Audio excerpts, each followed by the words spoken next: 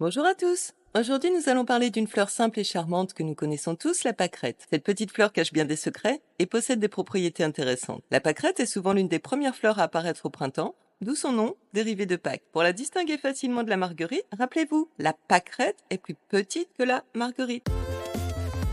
La pâquerette, connue sous le nom scientifique de Bellis perennis, appartient à la famille des Astéracées. C'est une petite plante vivace herbacée originaire d'Europe, mais elle s'est naturalisée dans de nombreuses régions du monde. C'est une plante rustique qui pousse dans les pelouses, les prairies et les jardins. Elle mesure en général entre 5 et 20 cm de hauteur. Ses feuilles sont oblongues et spatulées, avec les bords légèrement dentés. Elles sont disposées en rosette basale et mesurent généralement de 2 à 6 cm de longueur. Ces tiges florales, ou hampes, sont dépourvues de feuilles et peuvent atteindre 10 à 20 cm de hauteur. Elles sont fines, dressées et légèrement velues. Ces fleurs présentent un disque central jaune entouré de ligules blanches. En réalité, ces inflorescences sont appelées des capitules et sont composées de nombreuses petites fleurs regroupées. Chaque capitule a un diamètre de 2 à 3 cm. Les fleurs périphériques, ligulées, sont blanches ou légèrement rosées, tandis que les fleurs centrales, tubulées, sont jaunes. Elles s'ouvrent au soleil et se ferment la nuit ou par mauvais temps. Ce comportement est appelé nyctinastie. Il protège les organes reproducteurs des fleurs. La floraison a lieu de mars à novembre en général. Ces fruits sont des akènes, chacun contenant une seule graine. Ils sont petits, aplatis et sans aigrettes. Ses racines sont fibreuses, ce qui lui permet de résister à la sécheresse et de repousser après avoir été piétinées.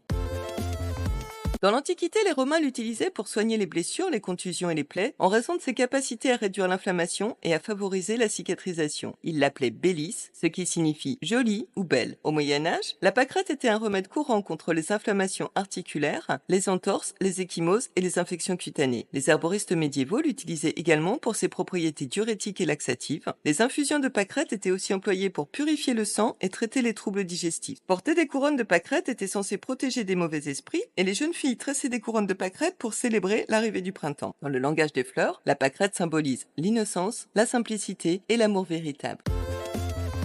La pâquerette est riche en saponine, en tanins et en huile essentielle. Elle a des propriétés anti-inflammatoires, elle est utilisée pour traiter les douleurs musculaires et articulaires, elle a des propriétés diurétiques. Les infusions de pâquerette stimulent l'élimination des toxines par les voies urinaires, aidant ainsi à purifier le sang et à réduire la rétention d'eau. La pâquerette a des propriétés vulnéraires. En usage externe, la pâquerette est appliquée sous forme de cataplasme pour réduire les contusions et les ecchymoses, elle favorise la cicatrisation des plaies et des coupures. La pâquerette a des propriétés digestives. Elle peut aider à soulager les troubles gastro-intestinaux tels que les ballonnements et les indigestions. La pâquerette a des propriétés dépuratives, elle favorise l'élimination des toxines et la purification de l'organisme.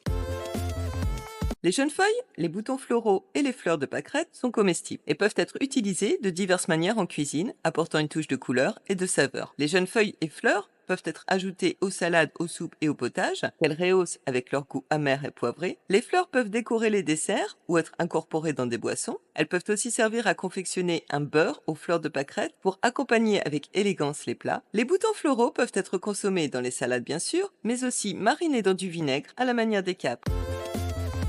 Les feuilles, les boutons floraux et les fleurs peuvent être récoltés du printemps à l'automne. Il faut récolter les fleurs lorsqu'elles sont bien ouvertes, notamment le matin après la rosée. Il faudra soigneusement laver les fleurs et les feuilles à l'eau froide pour enlever toutes les impuretés. Les feuilles et les fleurs peuvent être consommées fraîches ou séchées pour une utilisation ultérieure en tisane notamment. Pour sécher les fleurs, il faut les étaler en une seule couche dans un endroit sec et bien aéré, à l'abri de la lumière directe du soleil. Pour préparer une infusion, on utilise une cuillère à soupe de fleurs ou de feuilles sèches. Pour une tasse d'eau bouillante, on laisse infuser pendant 10 à 15 minutes avant de filtrer et de consommer. Pour une décoction, on fera bouillir les feuilles ou les fleurs dans de l'eau pendant 10 à 15 minutes, puis on laissera refroidir et on filtrera avant de consommer. Ces infusions ou ces décoctions seront utiles pour traiter les affections respiratoires comme la toux et les rhumes par exemple.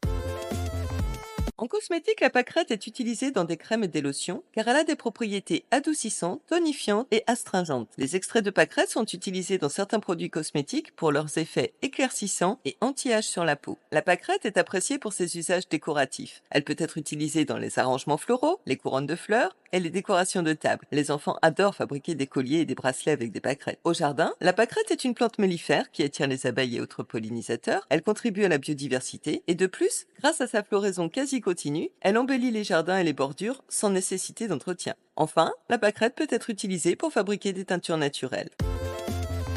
Bref, la pâquerette est une toute petite fleur, mais elle a de grandes vertus. Elle est utile tant pour ses propriétés médicinales que pour ses qualités culinaires et décoratives. La pâquerette est facile à trouver et à utiliser. Elle mérite vraiment qu'on la considère un peu mieux. À bientôt!